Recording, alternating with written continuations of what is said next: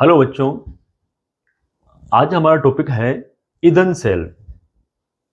तो ईंधन सेल क्या होता है?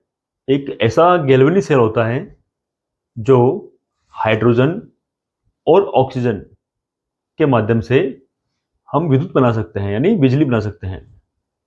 और इस अभिक्रिया में बिजली के साथ साथ में, यानी विद्युत के साथ साथ में, हमें जल भी प्राप्त होता है। तो एक अपोलो अंतरिक्ष प्रोग्राम था। उस प्रोग्राम में इस ईंधन सेल का उपयोग किया गया। तो वहां पर अंतरिक्ष यात्रियों को विद्युत के साथ साथ में, यानी इलेक्ट्रिक एनर्जी के साथ साथ में, पानी भी प्राप्त हो गया। और अंतरिक्ष की बात करें अगर, तो वहां पर सबसे बड़ी जो समस्या होती है वो होती है पानी की।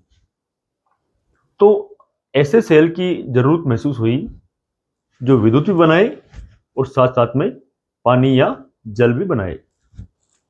तो ईंधन सेल में जो है क्या है और इसकी क्या परिभाषा है, पहले परिभाषा देख लो इसकी। कि एक ऐसा गैल्वेनिक सेल जिसमें हाइड्रोजन, मेथेन और मेथेनॉल, ध्यान देना, तीन पदार्थ आए यहां पर। एक है हाइड्रोजन, एक है मेथेन और मेथेनॉल। ऐसे जो ईंधन है उनकी जो दहन ऊर्जा है उसको डायरेक्टली हम विद्युत ऊर्जा में परिवर्तित कर सकते हैं। तो ये इसकी परिभाषा है और ये इसका डायग्राम है यहां पर।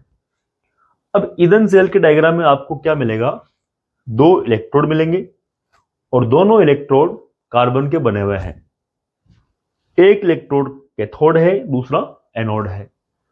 तो कैथोड वाले भाग में हम यहां से ऑक्सीजन गैस इसके अंदर प्रवाहित करते हैं और एनोड वाले भाग में हम यहां पर हाइड्रोजन गैस प्रवाहित करते हैं। तो इसमें एक रेडॉक्स अभिक्रिया होगी जिसको हम कह सकते हैं ऑक्सीकरण और अपचयन अभिक्रिया। तो कैथोड के ऊपर तो होगा ऑक्सीजन का अपचयन और एनोड पर होता है हाइड्रोजन का ऑक्सीकरण। तो ये यहां बीच में जो भरा हुआ है ये जलीय विद्युत अपघट्य है जो बना होता है सोडियम हाइड्रोक्साइड का, NaOH का है। और इसके अंदर ये इस प्रकार विद्युत अपघट्य रूप में घुला रहता है Na+ और OH-। इस प्रकार के आयन इसके अंदर खूब सारे हैं। तो अब देखते हैं कि आगे क्या प्रक्रिया इसके अंदर होगी। तो सबसे पहले देखो यहां पर कि सेल में हाइड्रोजन एवं ऑक्सीजन गैसों के बुलबुलों को, यहां पे जो बुलबुले हैं हाइड्रोजन और ऑक्सीजन गैस के, उनको सरंध्र कार्बन इलेक्ट्रोड के माध्यम से, ये जो सरंध्र मतलब इसके अंदर छोटे छोटे रंध्र है जिसके माध्यम से ऑक्सीजन के और हाइड्रोजन के बुलबुले इनके बीच में लाया जाता है। यानी विद्युत अपघट्य है जो भरा हुआ है यहाँ पर सोडियम हाइड्रोक्साइड, उसके अंदर यहाँ पर इसको पहुंचाते हैं, किसको? ऑक्सीजन को और हाइड्रोजन को। तो NaOH विलयन में प्रवाहित किया जाता है। इलेक्ट्रोड अभिक्रिया की दर बढ़ाने के लिए कि अभिक्रिया फास्ट हो, इसके लिए क्या करते हैं? सूक्ष्म विभाजित प्लेटिनम या पैलेडियम धातु जैसे उत्प्रेरकों को इलेक्ट्रोडों में समावेशित किया जाता है। यानी इसके अंदर प्लेटिनम, सूक्ष्म विभाजित प्लेटिनम या प्लेटिनम जो पैलेडियम धातु होती है उसको इनके अंदर मिला देते हैं ताकि अभिक्रिया फास्ट हो।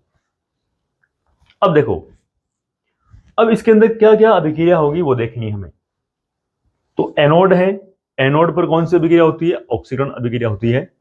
तो एनोड पर हम क्या एंटर कर रहे हैं? इधर हाइड्रोजन गैस एंटर कर रहे हैं। तो यहां पर आप ले लो, यहां पर 2H2 प्लस।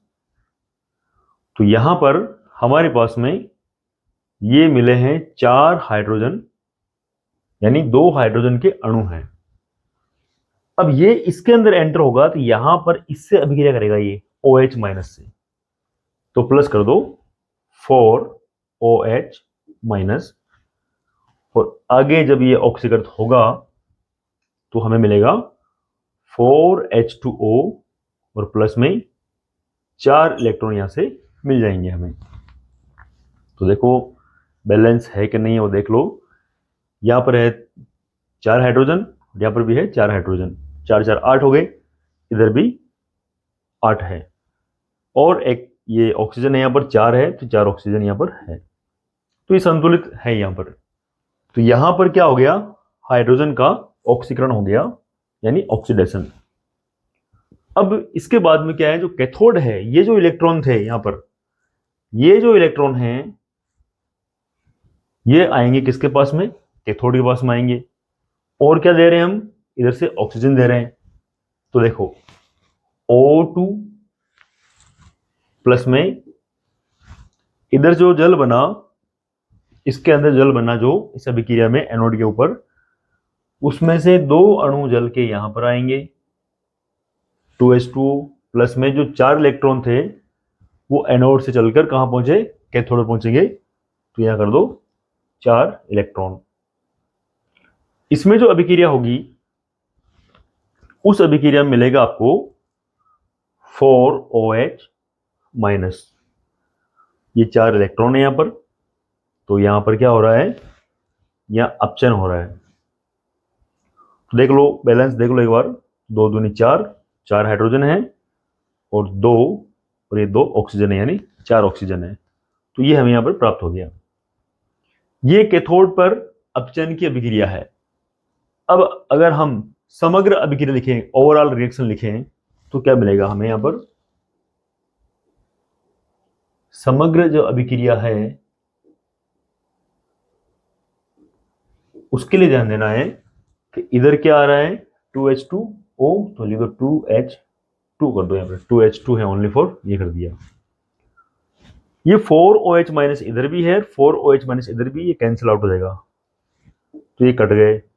देखो टेस्टों में, बोर्ड एग्जाम में ऐसे अगर आ जाए तो कट करना नहीं है आपको, ये सिर्फ समझाने के लिए बताया मैंने यहाँ पर कि कट हो जाएगा, तो यहाँ पर ये आपको नहीं लिखना है।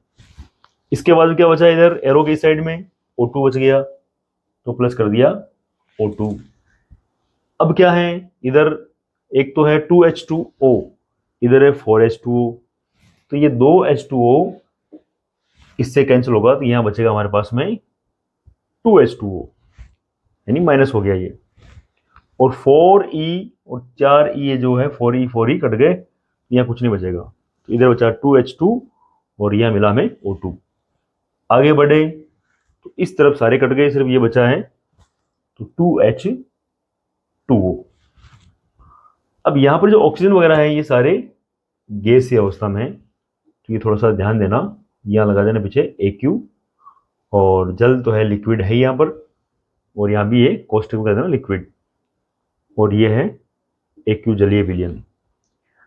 तो हाइड्रोजन और ऑक्सीजन से मिलकर विद्युत ऊर्जा भी मिली हमें, और साथ में जल भी मिल गया।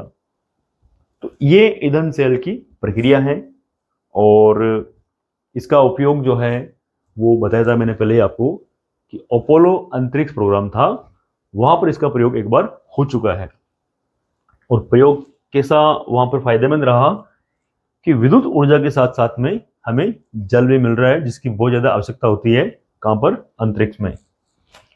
तो ये इसके अभिक्रिया है जो आपको ध्यान देनी है, और इसका जो दक्षता होती है वो होती है 70%।